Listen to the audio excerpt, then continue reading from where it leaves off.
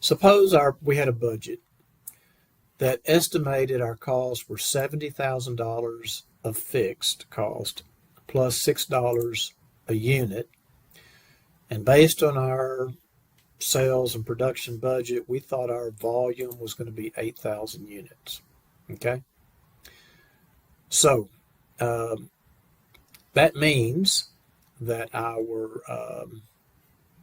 like if you look at a budget here, if we were estimating that we were going to make 8,000 units, our fixed costs are 70,000. That's a given. And our variable cost of $6 a unit, that'd be 48,000. So our total budget is going to be 118. Well, what if the actual results ended up, we had more demand for the product than we anticipated, and we actually made 9,000 units? Well, if you'll notice, the more activity you have, naturally, the more cost you're going to incur. And so your fixed costs, theoretically, fixed costs are fixed, but sometimes they go up.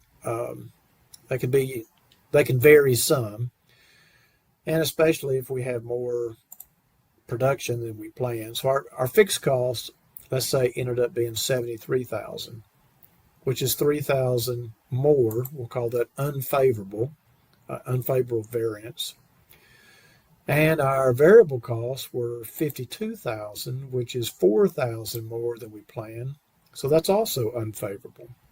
Variances from budget are considered to be either favorable if it's less than budget, or unfavorable if we spent more than budget.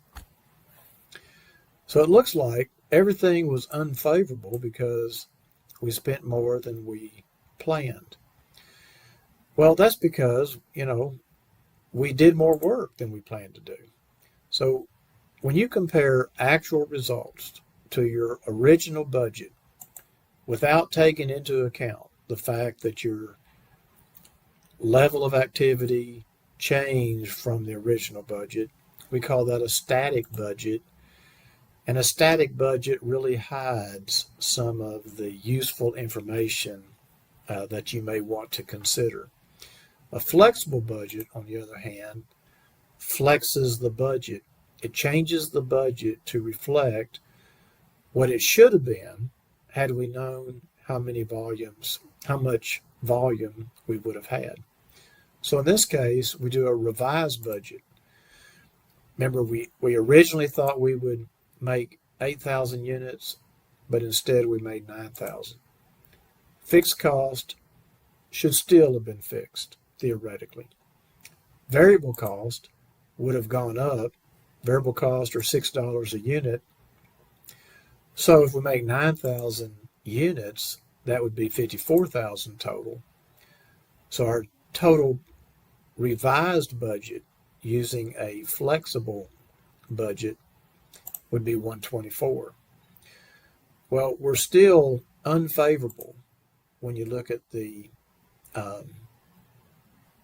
fixed cost, because we spent more than the fixed costs were intended to be.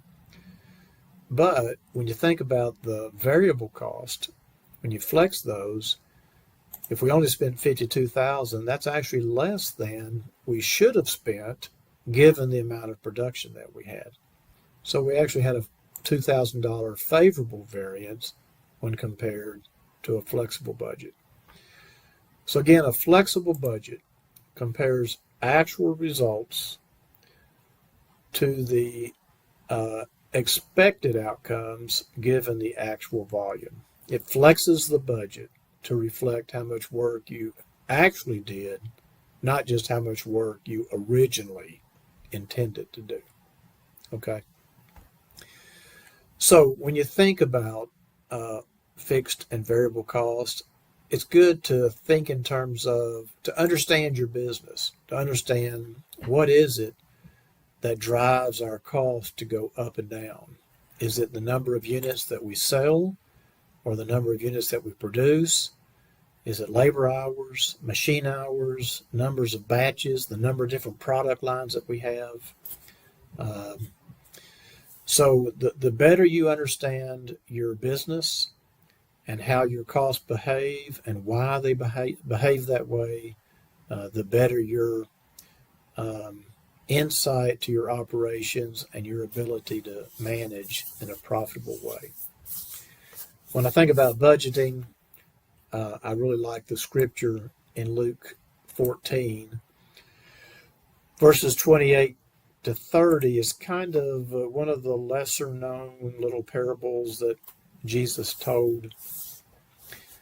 But he talked about if you go out, if you plan to go out and build a tower, and if you don't first sit down to think about what it's going to cost you, well, you may get that tower halfway built, run out of money, and then you have to walk away.